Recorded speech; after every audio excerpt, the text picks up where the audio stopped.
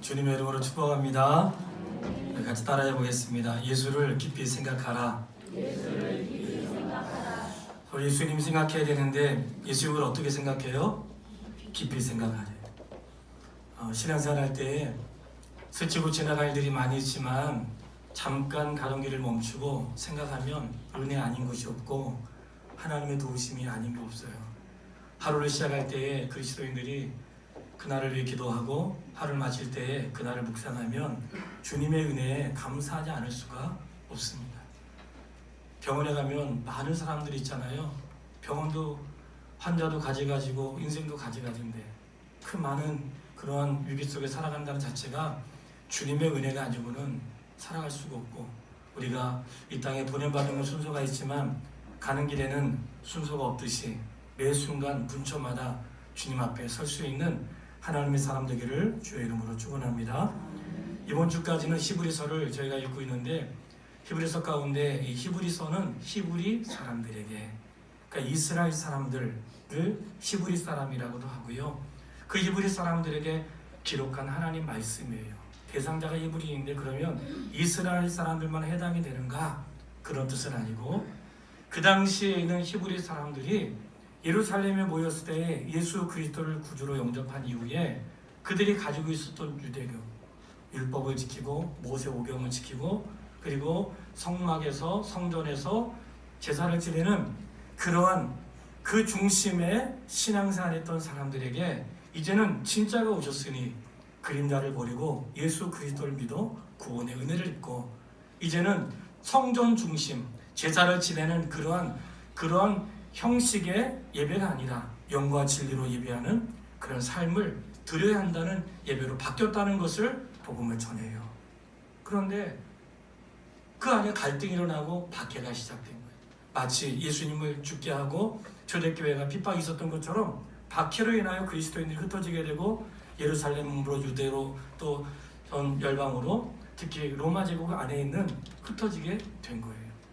그 고난당하는 사람들에게 흩어진 그리스도인들, 내가 그리스도 예수를 영접했지만 동족 간의 위험 때문에 인생의 갈등으로 인해서 흩어지게 됐는데, 흩어진 사람들에게 흩어져 있는 이스라엘 사람들이 믿음을 배반하지 않고 끝까지 믿음을 잘 지킬 수 있도록 기록한 서신이 히브리서란 말이죠. 이 히브리서가 조금 어려운 듯 하지만 조금 생각하고 읽으면 히브리서의 내용이 얼마나 복음적이고 놀라운지 깨닫게 될 것이에요. 한번 생각해 보세요. 하나님의 교회를 떠나거나 하나님의 믿었던 신앙을 배반하거나 아니면 여러 가지 이유를 통해서 교회를 떠나는 사람도 있을 수 있겠죠. 무엇이 하나님의 사람들, 믿었던 사람들을 교회를 떠나게 할까? 한번 생각해 보세요. 이스라엘 사람들, 특히 환난 중에 있는 자들에게 믿음을 잘 지키라고 말씀을 하고 있는 건데, 환난을 당하면 신앙을 떠난 자들이 있을 수 있겠죠. 그리고 좀 영향이 클 것 같아요. 고난이나 환난. 때로는 내가 같이 믿음 생활하는데 목사가 마음에 안 든다든지, 또는 누구 중에서 예수 믿는 사람 저렇게 살면 되나? 실족할 수도 있고, 아무튼 다양한 이유로 교회를 떠날 수 있어요. 근데 그것은 극히 드문다는 거예요. 도대체 믿음을 떠나는 사람들은 무엇 때문에 떠날까? 환난일 수 있고, 어떠한 목회자의 부도덕함이나 교회 안에 부도덕함이나 여러 가지 갈등이 있을 수 있지만 가장 중요한 요인이 있어요. 무엇인가? 그것은 내게 신앙의 고백이 없기 때문에 그런 거예요. 내 안에 그리스도를 향한 믿음이 없고 그리스도를 향한 신앙의 고백이 없을 때에 환난이, 인생의 위기가 사람 때문에, 교회 때문에, 누구 때문에, 또 내 삶에 만났던 어려움 때문에 주님을 떠날 수 있는 기회가 되는 거예요. 신앙의 고백이라 함은 그리스도 예수님이 내 인생의 구원자가 되심이 확실하고, 이 세상에 어떤 일을 만나도 한 번 죽는 것은 사람에게 정한 것이요 이후에는 심판이 있으리니, 그 심판이 있음을 믿고 내가 아버지 앞에 설 그날을 확신하면 인생의 위기도 아픔도 이런 건 아무것도 아닌 거예요. 왜냐하면 그날이 있기 때문인 것을 믿으세요. 이런 신앙 고백이 내 안에 있어야 돼요. 신앙 고백이 없기 때문에 성도의 믿음이 연약한 것입니다. 신앙의 고백이 없기 때문에 주일날 갈등하는 거예요. 인생의 문제 앞에 요동하는 거예요. 신앙의 내가 하나님에 대한 말씀의 확신과 그리스도 예수에 대한 구원의 은혜, 이런 진리에 대한 확신이 내 안에 없으니까 바람 불면 휘청거리고, 누가 나 상하게 하면 휘청거리고, 목사가 잘못하면 휘청거리고, 교회가 뭐 있다고 그러고 그래 휘청거리고 그러는 거예요. 이거는 신앙의 본질이 아니에요. 늘 말씀드리지만 사람은 잘못할 수 있고 사람은 온전하잖아요. 그러나 우리가 말씀을 더 깨닫는 것은 하나님은 실수하지 않으시고 허물이 없으시고 그 하나님의 그 완벽하심은 이루 말할 수가 없는 거죠. 그래서 원래 하나님의 교회를 떠나거나 교회를 떠난다는 표현은 교회를 안 나온다기보다는 주님을 떠나는 걸 말하는 거죠. 주님을 떠나는 사람들의 가장 중심에는 유구 때문이 아니라 나에게 신앙의 고백이 없었구나. 내가 주님이 나의 주님을 향한 내 주님을 향한 믿음, 주님을 향한 신뢰, 이런 믿음과 신뢰가 없을 때에 바람 불거나 인생의 문제가 오면 흔들리는 거예요. 바라기는 우리 주 예수 그리스도 그분에 대한 견고한 믿음으로 견고하게 서게 되기를 주의 이름으로 축원합니다. 그러면 내가 잘못하고 사업이 망하고 아픔이 와서 치료를 받고 1차, 2차, 3차 항암 치료를 받고 인생에 자녀가 말을 안 듣고 어떤 큰 문제를 만나도 신앙은 요동하지 않는 거예요. 오히려 환난 중에도 견고하다는 사실은 뭔지 아세요? 뜨거운 차를 끓였어요. 물을 끓였어요. 뜨거운 물을 끓여가지고 거기다가 티를 하나 넣었단 말이죠. 컵에다가. 그 컵에다 티를 넣고 거기다 뜨거운 물을 부어. 그러면 어떻게 돼요? 향이 나면서 맛있는 차가 됩니다. 인생의 환난이나 고난은 내 인생을 새롭게 하고 향기나게 한다는 사실을 믿으세요. 그런 인생에 그런 고난이나 뜨거움이 없이는 향이 나지 않아요. 하나님 우리 일상을 통해서도 그런 은혜를 주시는 거예요. 그렇기 때문에 성도에게 있어서 인생의 고난은 무엇인가? 나를 향기나게 할 수 있는 기회라는 사실을 믿으세요. 교회 안에 갈등이 있고 인생 위기를 만날 때 그때야말로 내가 주님 앞에 나의 신앙과 믿음을 고백할 수 있는 기회로 여기시고 변하지 않는 그런 믿음으로 설 수 있는 하나님의 사람이 되기를 바랍니다. 정말 주일날 설교할 때마다 너무 아쉬운 게 있어요. 뭐가 아쉽냐면 설교 좀 길게 하고 싶은데 항상 우린 정해진 시간들이 있고, 그리고 이 말씀을 하다 보면 이 말씀도 하고 싶고 저 말씀도 하고 싶고 1절도 하고 싶고 10절도 하고 싶고 막 그런데 제한된 시간 안에 있다는 것이 어쩌면 사람들이 살아가는 삶의 모습이겠죠. 또 오늘 1절 말씀을 중심으로 해서 한 절 예수님을 깊이 생각하라고 했으니까 오늘은 깊이 생각하는 마음으로 1절을 중심으로 말씀을 드리려고 해요. 1절을 다 같이 한번 합독하도록 그렇게 하겠습니다. 3장 1절 시작. 그러므로 함께 하늘의 부르심을 받은 거룩한 형제들아, 우리가 믿는 도리의 사도이시며 대제사장이신 예수를 깊이 생각하라. 아멘. 그러므로 함께 하늘의 부르심을 받은 거룩한 형제들아. 옆 사람한테 한번 이렇게 불러주세요. 함께 하늘의 부르심을 받은 거룩한 형제들아.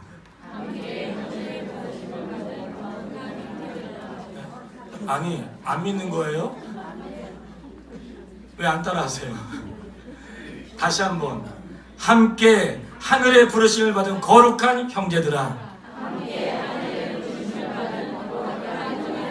아멘? 물론 부끄럽겠죠. 거룩하다고 하니까 부끄러울 것이야. 근데 오늘 뭐라고 해요? 함께 하늘의 부르심을 받은 거룩한 형제들아. 부르심은 나만 받았어요? 아니에요. 착각하고 살면 안 돼요. 내가 이 자리에 있는 것은 다 주님의 부르심으로 있는 거예요. 저것은 어떻게 여기 왔을까? 주님의 부르심이 아니고는 올 수가 없어요. 함께 하나님의 부르심을 받은 거룩한 형제들. 오늘 우리는 누군가 할 때에 나만이 아니에요. 신앙생활을 자기 중심으로 생각하면 안 돼. 마치 하나님이 해를 왜 뜨게 하셨는지 알아? 나를 사랑해서. 이거는 지나친 생각이에요. 하나님은 나만이 아니라 모두를 사랑하시되 특별히 부름받은 사람들은, 여기 있는 모든 사람들은 다 하나님으로부터 부름받았다는 사실을 믿어야 되는 거예요. 우리는 다 같이 함께 부름받은 사람들이에요. 함께 부름받았는데 함께 부름받았던 사람들이 도대체 출발의 근원은 어딜까 할 때에 앞장으로 가면 2장 11절 말씀을 한번 읽어볼게요. 2장 11절. 거룩하게 하시는 이와 거룩하게 함을 입은 자들이 다 한 근원에서 난지라. 그러므로 형제라 부르시기를 부끄러워하지. 아멘. 어떤 근원에서 났어요? 한 근원. 한 근원이 누굴까요? 하나님에게서 출발되었다는 거예요. 도대체 이 사람은 근본이 어디야? 근본이 어디겠어요? 근본이 하나님이에요. 하나님에게서 출발을 한 거예요. 가끔 우리가 이럴 수 있어요. 오늘 본문에는 지금 읽었던 히브리서 2장 11절 말씀, 그러므로 형제라 부르시기를 부끄러워하지 않으시고. 우리 솔직하게 가끔 어쩌다가 야, 너 어디 가서 나한테 형제라고 하지 마라, 우리 아는 척하지 마라, 넌 형제도 아니야, 그럴 때 있어요? 없어요? 네, 있을 수 있을 거예요. 그런데 이 말씀에 그러므로 형제라 부르기를 부끄러워하지 아니하시고, 나는 이 말씀인데 눈물 나더라고. 주님이 나를 야, 넌 나의 형제야 이렇게 부르는데 하나도 부끄럽지 않다는 거야. 난 너가 나의 형제라는 게 하나도 부끄럽지 않다는 거야. 때로는 자녀가 부끄러울 때 느낄 때가 있고, 교회가 부끄럽게 느낄 때가 있고, 내 자신이 부끄럽게 느낄 때가 있죠. 사람이 양심 있는 사람들은 그럴 것이에요. 근데 주님이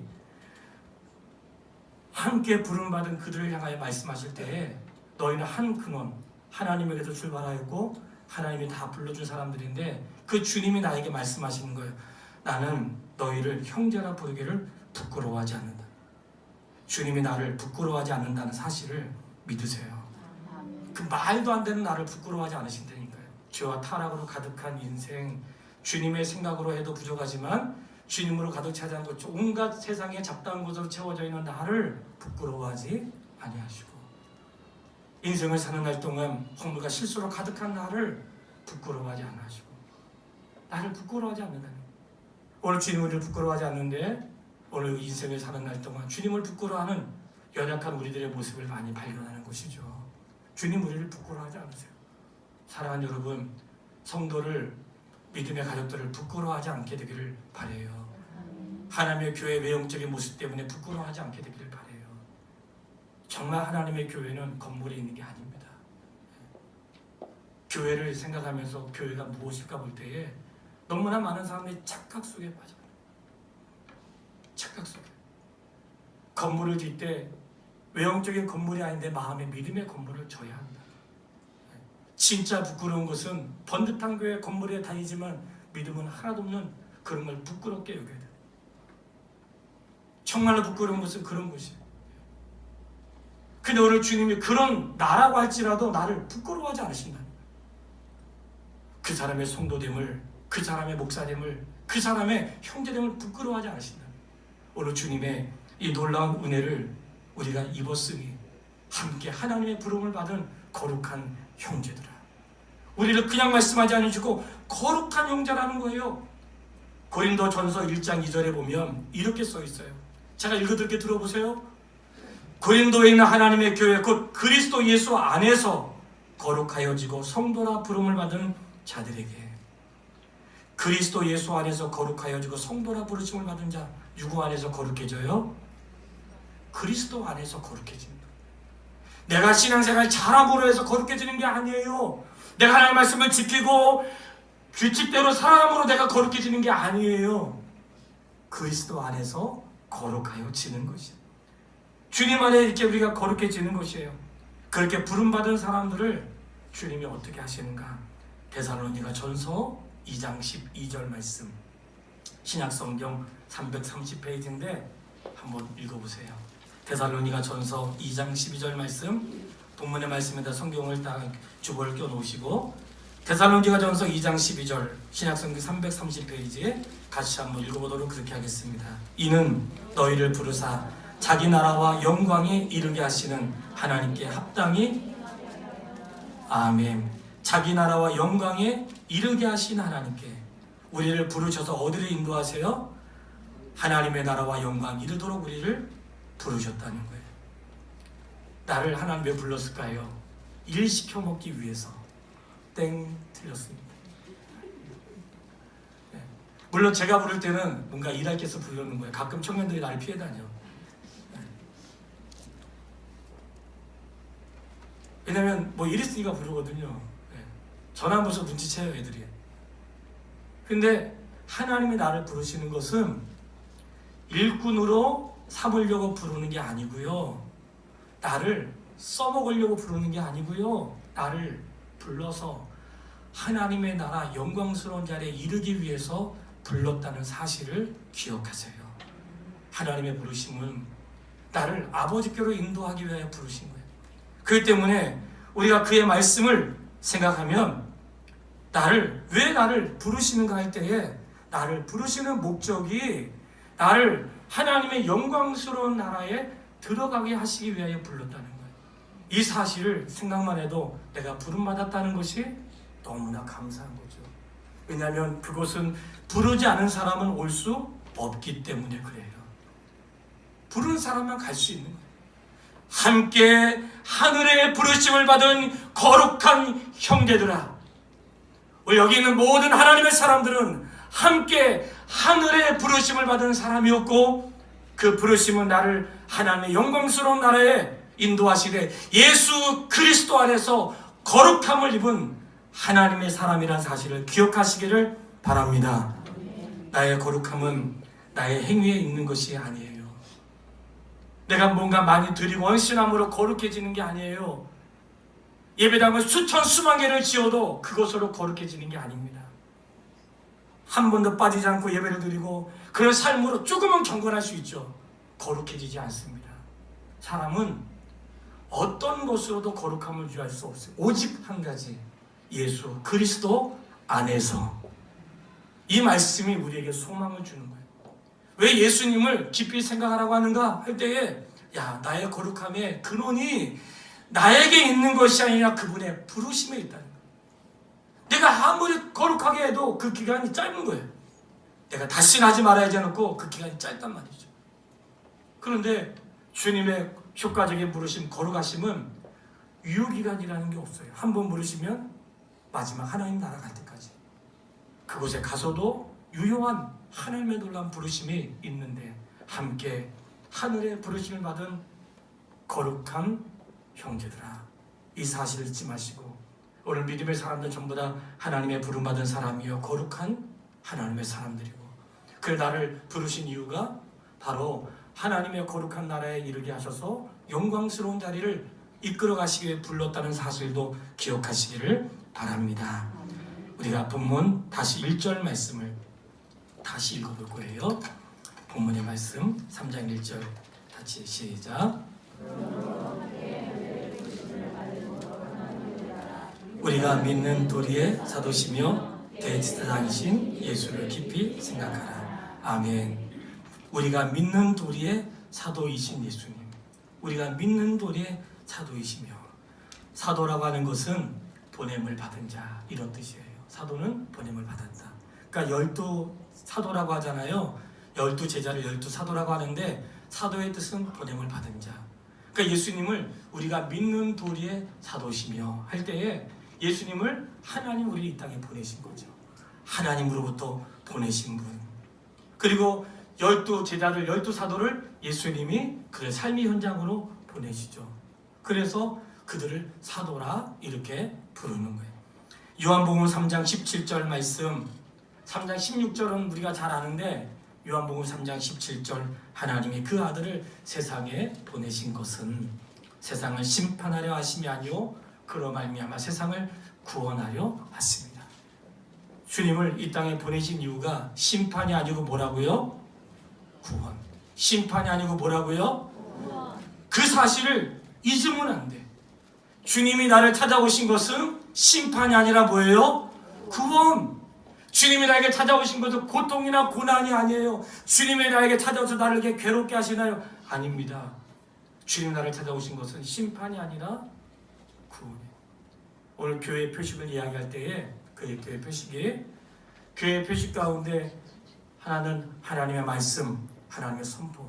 그래서 이스라엘 백성들이 과거에 제사를 지내는 어떤 형식, 어떤 의식으로 제사를 지냈다면 이제는 의식이 아니라 하나님 말씀이 중심이 되어 예배하는 이러한 내용은 형식은 바뀌었지만 내용은 같은 거예요.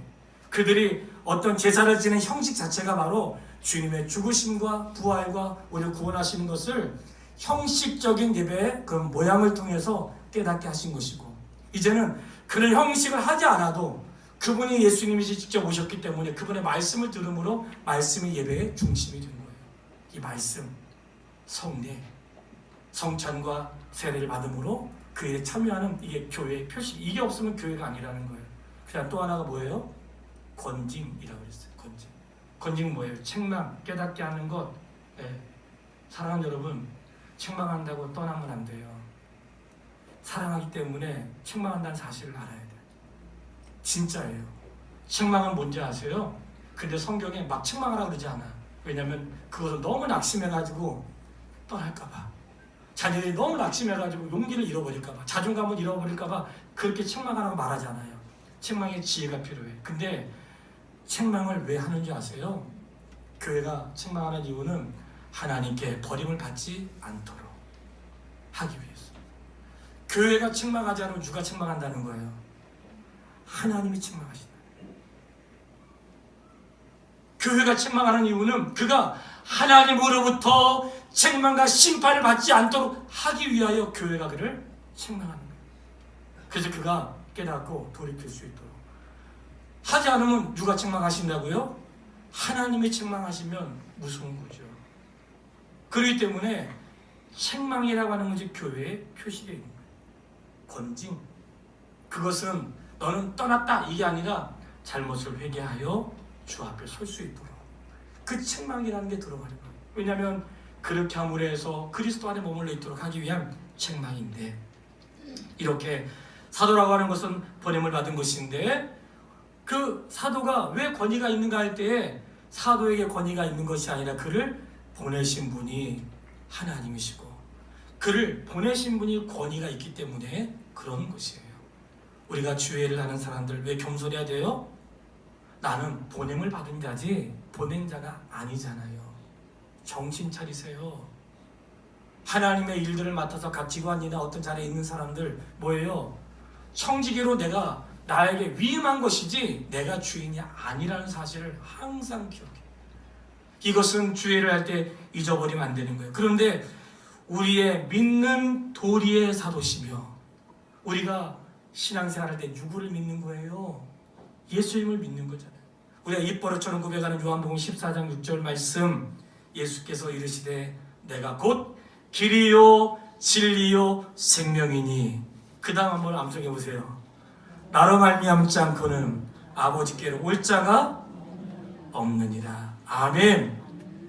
예수님만이 유일한 길이기 때문에, 예수님만이 유일한 진리이시고 생명이기 때문에 나를 통하지 않고는 아버지께로 갈 자가 없대요. 그러니까 우리의 믿는 도리의 사도이시며 할 때에 우리의 믿음의 근거가 예수님인데, 예수님이 우리 인생의 길이시고 예수님이 진리시고 예수님이 생명이시라 예수님을 통하지 않고는 아버지께로 갈 수가 없는 거예요. 그렇기 때문에 그 믿음을 굳게 잡으라고 말씀하는 거예요. 할렐루야. 이 믿음을 굳게 잡으라는 거예요. 예수님이 길이시다. 예수님만이 진리시다. 예수님이 나의 생명이시다. 이 믿음을 굳게 잡으라는 거예요. 우리의 믿음의 도리이신, 믿음의 사도이신 예수 그리스도. 신앙생활을 할 때 내가 무엇을 믿는 거예요? 예배당을 믿는 게 아니에요. 십자가를 믿는 게 아니에요. 아무것도 아닌 것이에요. 형상은 아무것도 아니에요. 우리의 믿는 도리가 되시는, 진리가 되시는 주님. 그렇기 때문에 주님을 생각할 때 주님에게 인생의 길이 있고 주님의 말씀이 진짜 진리고, 그러니까 주의 말씀이 통해서만 진짜 생명이 우리에게 오는 거예요. 아마 아시겠지만 부득이한 경우가 아니고는 제가 설교 시간에 이걸 잘 인용하지 않으려고 노력을 해요. 소크라테스가 가라사대. 감히 설교 시간에 낄 수 없는 이름이죠. 네? 누가 무슨 얘기를 했는데 감히 어떻게 주의 말씀과 견줄 수 있겠어요? 그들의 말은 하나도 중요하지 않아요. 살면서 조금 인생의 교훈은 좀 될 수 있죠. 사람이 살아가는데 사람도 교훈이 될 수 있는 것이죠. 그러나 감히 주의 말씀하는 시간에 그들을 들먹일 수 없는 것이죠. 왜냐하면 우리가 하나님께로 간 유일한 길이시고 진리하고 우리의 생명을 주시는 분이 주님이기 때문에 그 주님을 깊이 생각하여 그 믿음을 굳게 잡으면 내 삶이 아픔이 와도 주님으로 인하 이길 수 있고, 사업이 좀 안 되고 망해도 주님 때문에 견딜 수 있고, 내가 뜻하던 게 안 돼도 주님 믿음 흔들리지 않고 가고, 청년들 뭐 직장 어렵다고 하는데 안 돼도 주어지는 길로 가고, 이런 신실한 믿음, 어떤 일을 결정할 때 끝까지 가는 그런 믿음, 그런 은혜를 붙잡으시기를 주의 이름으로 축원합니다. 정말 조심스러운 일인데 절대로 자랑하려고 하는 거 아니니까 잊어버려야 되는 건데요. 그날 말씀을 읽다가 이번 주에 큐티를 하는데 항상 말씀을 저희가 읽잖아요. 말씀을 읽고 하는데 그날 언제냐면 어제 토요일날 새벽이었어요. 새벽에 어제 우리 장로님 이제 임직자 대상반 하는 분들이 어제 장로 고시가 있었거든요, 우리 교회에서. 근데 왜 내가 잠을 못 잤는지 모르겠어. 잘 못 잤어요, 2시간밖에. 그러니까 눈이 떠지잖아요. 옛날 같아서 눈 뜨면 그냥 아유 억지로도 자는데 요즘엔 눈 뜨면 자지 말라는 뜻인가 보다. 눈 뜨면 일어나가지고 그냥 성경 읽거나 책 보거나 그렇게 하는 거예요. 근데 그날 큐티를 먼저 한 거예요. 어제 말씀 아침에 좀 묵상했어요. 근데 아침마다 제 시간에 꼭 카톡을 보내는 몇몇 사람이 있어요. 아주 그냥 제발 안 보냈으면 좋겠어. 몇 사람이 있어요. 성도는 아니에요. 네. 근데 뭐 말씀을 보내주는데 꼭 기도 시간에 또는 이렇게 정해진 시간에 보내는데 한 번은 꼭 보내는데 본인 기도 시간에 보내는 분이 있어요. 근데 제가 처음에 답변을 잘했는데 나중에는 안 하게 되더라고요. 네. 맨날 보내니까. 근데 이제 그날은 보내는데 그날 제가 보고 그냥 받은 바 은혜가 있어가지고 아침에 뭘 하나 보냈어요. 근데 그게 뭐 대단한 게 아니에요. 우리 집에서 아이들이 1박 캠프를 했잖아요. 그냥 캠프하면서 있었던 사진들을 올리면서 목회에 대한 자녀가 살아가는 책이라는 걸 읽고 느꼈던 바를 그냥 짧게 해서 그냥 보냈을 뿐이에요. 근데 갑자기 연락이 오고 막 그분이 눈물을 펑펑 울면서 나온 거예요. 그 사모님인데 저하고 총회 공과를 같이 집필했던 분이 오랫동안 10년 이상을 주일학교 공과를 집필했는데 그분도 이제 목회자를 만나서 결혼했는데 아직 몇 번에 한두 번 이제 옮기고 지금 교회를 못 통해가지고 그런데 주일학교 아이들 1박 2일 집에서 캠프하는 그 사진을 보고 펑펑 울면서 저한테 연락이 오는 거예요. 그래서 내가 물어봤죠. 아침 시간에 누가 그렇게 통화를 하냐고요. 그냥 하나님의 은혜죠. 통화를 하는데 막 울면서 그러는 목사님, 하나님이 나한테 뭘 하라고 하나 봐요. 뭘 하라고 하는데요. 그랬더니 이분이 예배당을 정하려고 막 돌아다니는데 잘 안 되잖아요. 돈도 없으니까. 근데 어떤 분을 알게 되는데 주일학교 아이들이 40명이래요. 주일학교 아이들만 40명인 거예요. 우리가 와 많겠다 이럴 수도 있겠지만 또 한편으로는 와 진짜 어렵겠다 그럴 수도 있겠죠. 주일학교 하면 40명인데 그 교회가 아이들을 키우다가 이제 임대로 다 뜯기고 뭐 더 이상 뭐 버틸 수 있는 힘이 없어가지고 예배당을 정리할 위기에 있는 한 분을 알게 됐다는 거예요. 근데 그분이 본인한테 이거는 사모님이 해야 된다고. 아니 이렇게 주일학교 아이들을 사랑하는 사람이 된다는 거예요. 근데 뭐가 없어요? 눈치채셨죠? 그게 없는 거야. 우리가 다 생각하는 그게 없는 거예요. 근데 말을 들으니까 너무 감동이 되는. 그리고 없는데 마침 그날 캠프했던 사진을 그냥 보낸 건데 하나님이 하라고 하나 봐요. 그래서 그랬죠.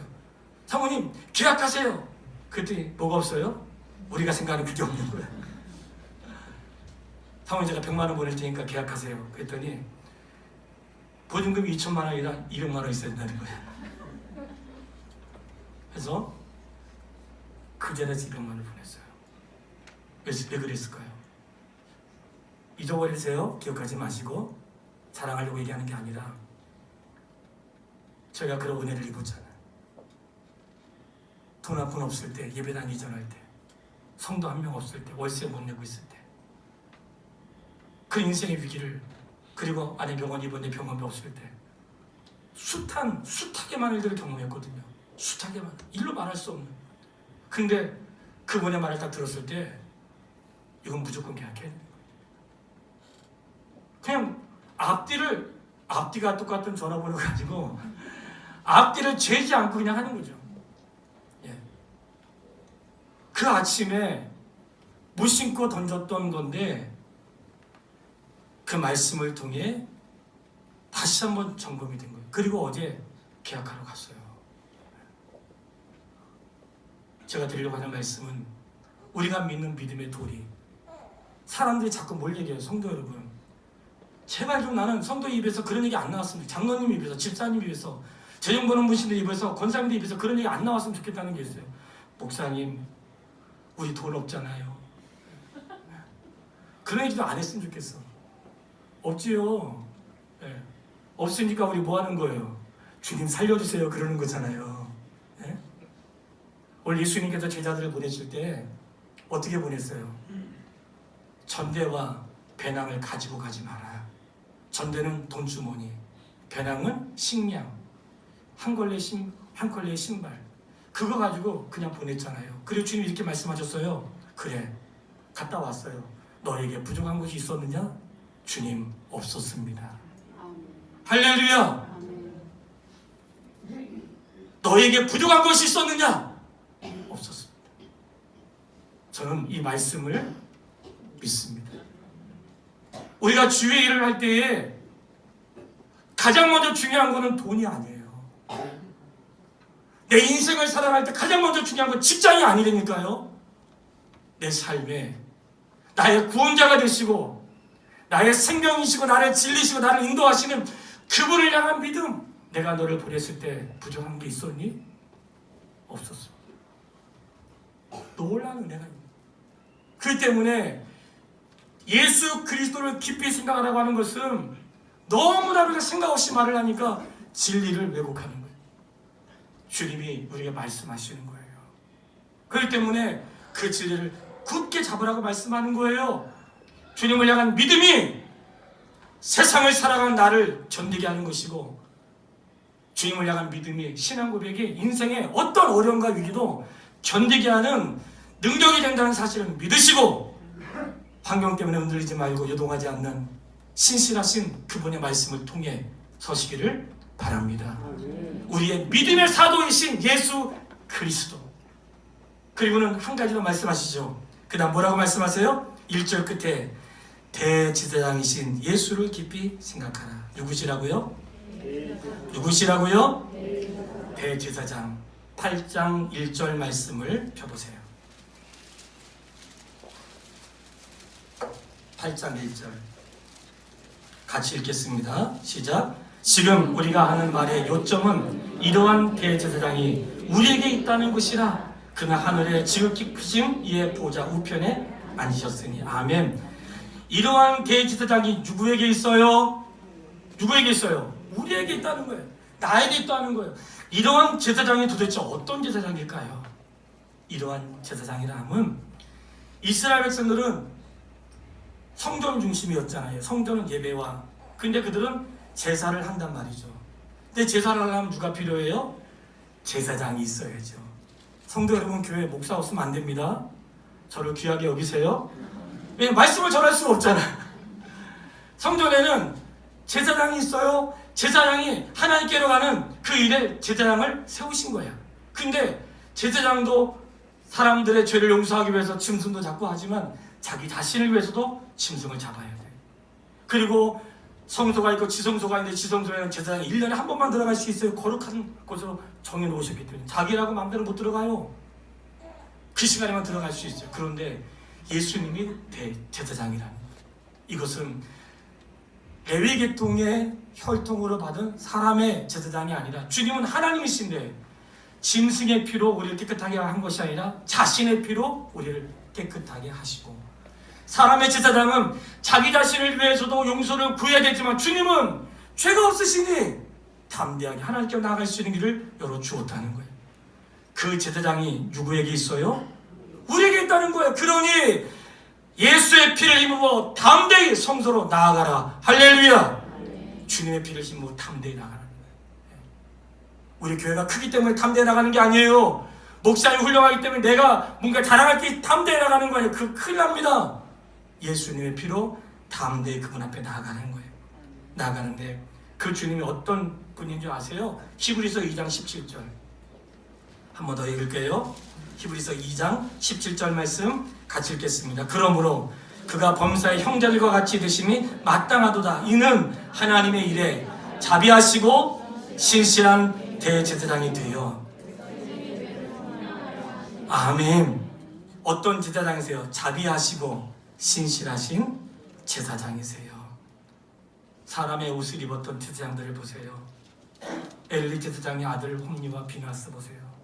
지 멋대로 가지고 성전 가서 여인을 취하고 좋은 거 뺏어 먹고, 돈 주고 제사장 직분을 샀던 신약의 안나스와 가야바 지 멋대로 하죠. 오늘날도 목사의 신분을 가지고 성폭력하고 돈 뺏고 몸 뺏고 인생 망가뜨리는 사람도 있죠. 주의 일을 한다고 하면서 주의 일로 그리스도를 욕되게 하는 사람, 뭔가 신분은 있으나 신분에 합당한 삶을, 신분에 합당한 헌신은 하지 않는 사람들. 그런데 예수님은 어떤 제사장이라는 거예요? 본문의 말씀처럼 자비하시고 신실하신 제사장.